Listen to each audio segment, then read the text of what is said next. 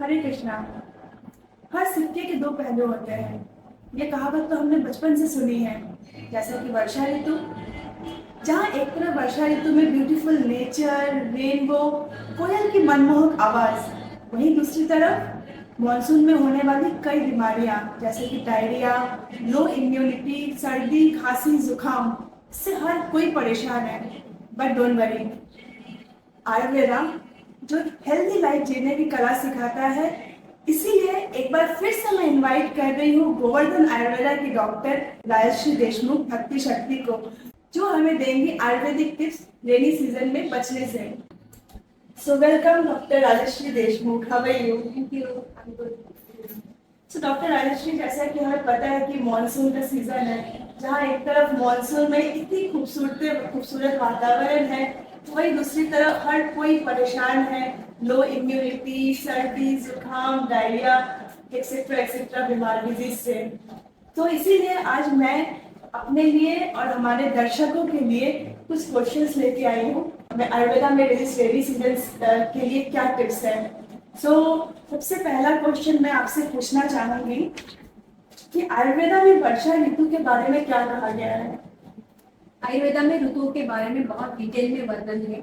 जैसे कि दो अयन बोले हैं, दक्षिणायन एंड उत्तरायण। तो दक्षिणायन में वर्षा ऋतु आता है। हमारा बॉडी का जो स्ट्रेंथ है और इम्यूनिटी है वो वीक हो जाता है और डाइजेस्टिव फायर भी वीक हो जाता है। तो इसीलिए आपने जो बोला कि ये जो रेनी सीजन में जो भी बीमारी आती है ये बढ़ने लगती है, क्योंकि जैसे डाइजेस्टिव फायर वीक होता है वैसी बीमारियां और ज्यादा बढ़ती है। आयुर्वेदा में डाइजेस्टिव फायर को सभी बीमारियों का मूल कारण माना गया है। तो ये मॉनसून, वर्षा ऋतु, रेनी सीजन ये कौन से महीने में आता है? हिंदू ल्यूनार कैलेंडर की हिसाब से अगर हम देखेंगे तो श्रावण और भाद्रपद महीने में वर्षा ऋतु आता है। अगर हम इंग्लिश महीनों के हिसाब से देखना चाहेंगे तो मिड जून से मिड सितंबर तक वर्षा ऋतु आता है। डॉक्टर राजश्री, हम जानना चाहें जैसे कि आयुर्वेदा के अकॉर्डिंग कफा, पित्ता, वाता दोषा पाए जाते हैं, तो ये रेनी सीजन में कौन सा दोष डोमिनेट करता है? वर्षा ऋतु में वात दोषा का डोमिनेंस होता है। उसके लिए तो मैं एक एग्जांपल दूंगी कि जैसे हम देखते हैं कि रेनी सीजन में पूरा बाहर बारिश होता रहता है और टॉर्नेडो होता है, हवाएं जोर से चलती हैं। तो वही सेम चीजें जो बाहर प्रकृति में रहती है वही हमारे अंदर भी रहती है, और इसीलिए हम ये जान सकते हैं कि सेम चीजें, जैसे कि बाहर ज्यादा वात दोषा है तो हमारे बॉडी में भी ज्यादा वात दोषा होता है। इसीलिए वात दोषा से रिलेटेड जो भी बीमारियां होती है ये वर्षा ऋतु में ज्यादा पाई जाती है। दर्शकों के लिए रेनी सीजन में do and don'ts. Rainy season में आपका डाइजेस्टिव फायर बहुत वीक होता है। इसको प्रोटेक्ट करना हमारा एक इम्पोर्टेंट उत्तरदायित्व हम कहेंगे कि हमारे लिए जरूरी है। तो इसके लिए हम क्या कर सकते हैं कि सबसे पहले आपको जो भी रॉ फूड है, अनकुक्ड फूड है, वो नहीं खाना है। सो सेकेंड डू है कि आपको जो भी ज्यादा हेवी फूड है या स्पाइसी फूड है, फॉर एग्जाम्पल बहुत ज्यादा चीज डाला हुआ, बहुत ज्यादा पनीर यूज किया हुआ, बहुत डीप फ्राइड कंटिन्यूसली खाना, ये रेनी सीजन में नहीं करना है। और स्पेसिफिकली रात के समय में ऐसा हेवी खाना आपको नहीं खाना है।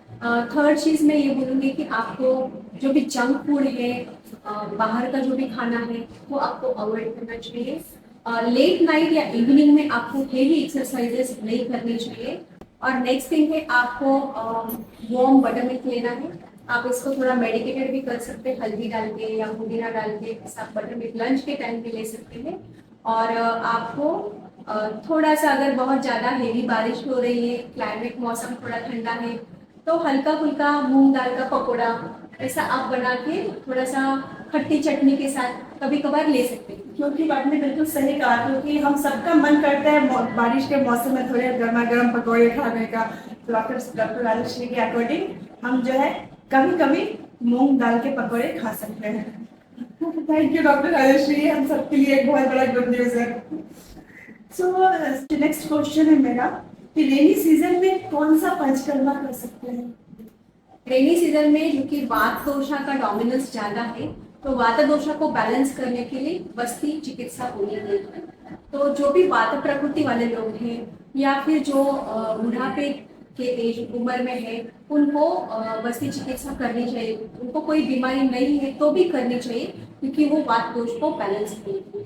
और अगर किसी कोई पर्सन आर्थराइटिस या फिर वाता रिलेटेड कुछ बीमारियां उनको है, तो उन लोगों ने भी ये सीजन में बस्ती चिकित्सा जरूर करनी चाहिए। नेक्स्ट क्वेश्चन है, डाइजेस्टिव फायर को प्रोटेक्ट करने के लिए कुछ टिप्स।